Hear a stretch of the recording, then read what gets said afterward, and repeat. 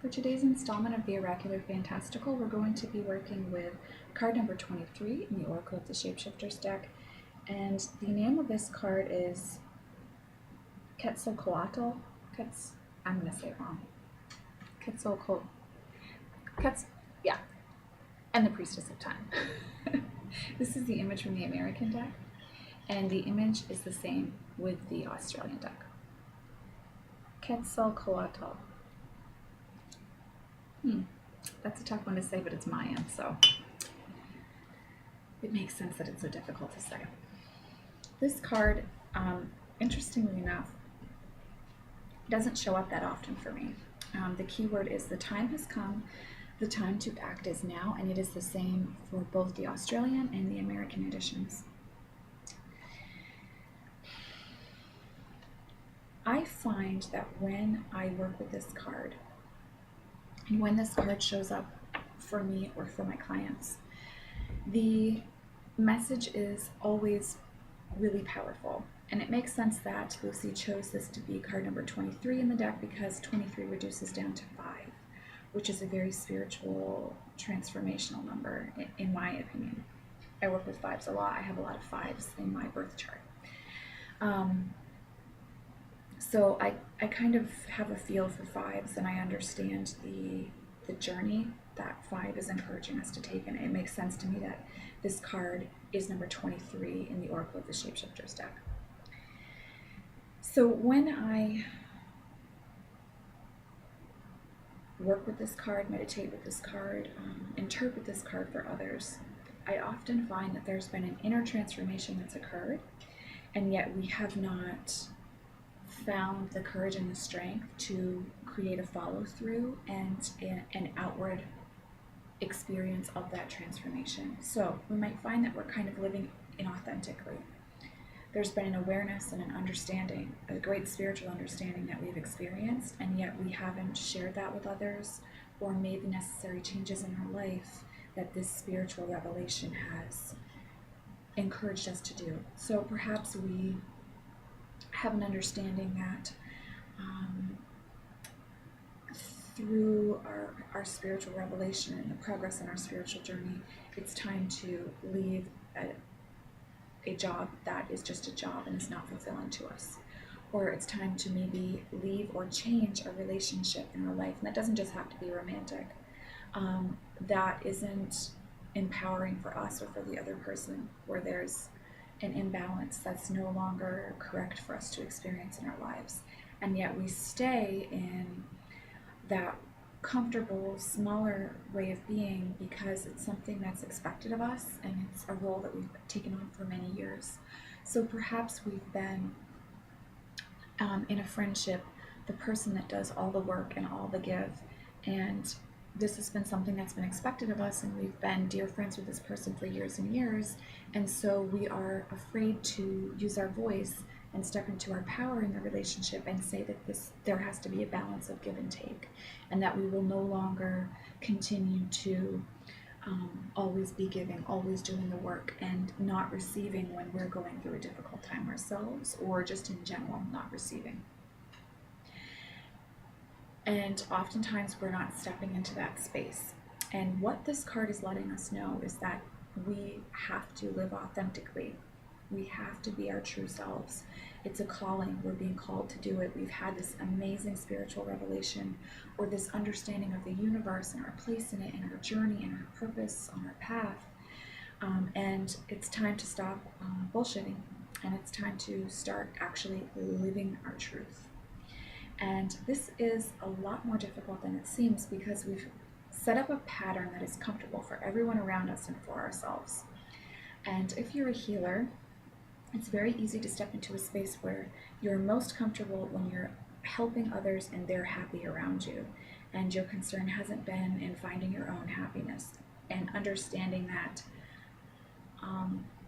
the true self is not the person that does everything for everyone else.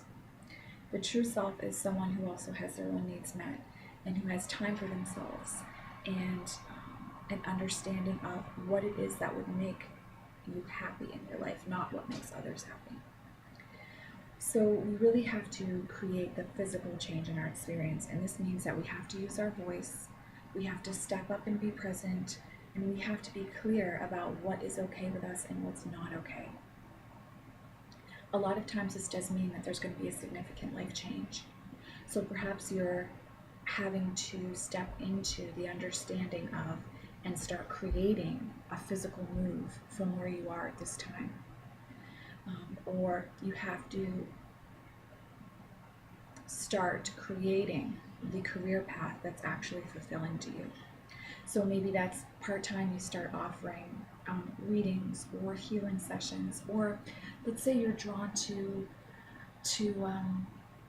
work with architecture, or to work with nature in a way that also brings in an income that's financially abundant for you. And so this card is encouraging you that it is time. It's not just encouraging, it's telling you that it's time to start taking those steps, to start taking those actions and creating the reality that you want and that Spirit has shown you are capable and worthy of having. Or perhaps it's time to have that honest conversation with that friend or that lover or that parent or that child, and addressing the imbalances that are not serving either of you in the relationship.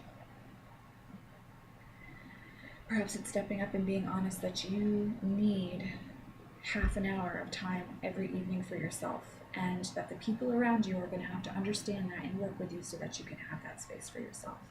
So it is setting boundaries, but it's setting boundaries that are rooted in action. So it's not just saying something and then not doing anything. This card is telling us that this is about action.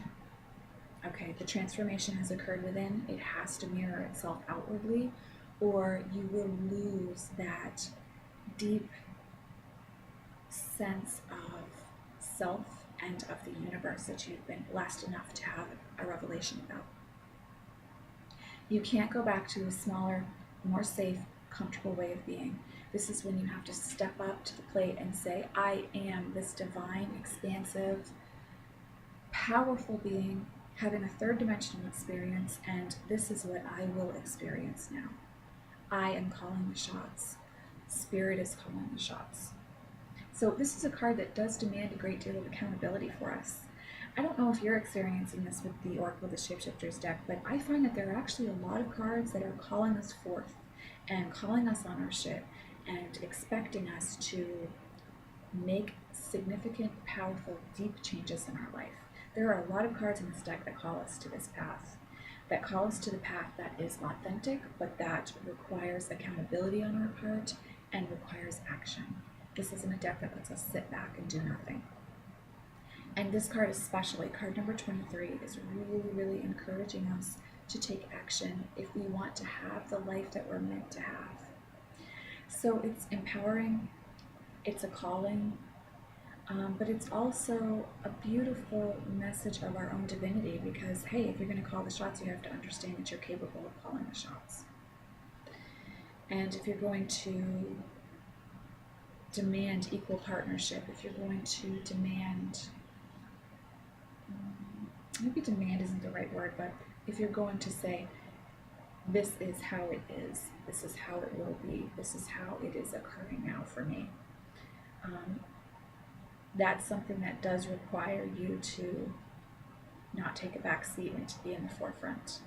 So this is really encouraging you to get on with it and get things done. And understand that you cannot go back to a way of life that was fear-based. If you want to experience love, if you want to experience unconditional love in every moment of the day, then you have to step up to the plate. You have to do the work. You have to stand in your own power. You have to understand the beauty of your divinely perfect self. And that's why I really, really love this card. And it is a card that's letting you know that there's work to be done. So it's not a card that's like, sit back, take it slow. And interestingly enough, the card for yesterday's Facebook draw, yesterday being April 1st, 2014, if you're not watching this when I first uploaded it, was talking about, I was actually Scared to Fly from the Wild Wisdom of the Fairy Oracle deck, also by Lucy Cavendish, with artwork by Selena Fennick. And that card in that deck was telling us that it was time to take a step back. And interestingly enough, today with Oracular Fantastical, we're being called to now take a step forward. So there's a beautiful duality with that message, and also an understanding of the fact that there is a time to take a step back, but there's also a time to step forward. And this card is intrinsically a card about stepping forward. Don't let other people talk you out of making the changes that you know you need to make in your life. Okay? Their discomfort with your change only leads to their own changes and their own metamorphosis. So this is a positive experience for everyone, even if it is uncomfortable. Use your voice. Use your voice when this card shows up. And this image is just so beautiful, isn't it? It's so timeless. And I love that we have some Mayan mythology and some Mayan archetypes and Mayan deities showing up in this deck as well for us. This is definitely a great card to meditate with if you're unclear about what you need to take accountability for and what you need to step into action regarding. So thank you for joining me for today's installment in the Oracular Fantastical series. I hope that you are feeling empowered and that you are creating change for yourself throughout the rest of this day. Many blessings to you all. Thank you for watching, and I will see you in the next video. Bye.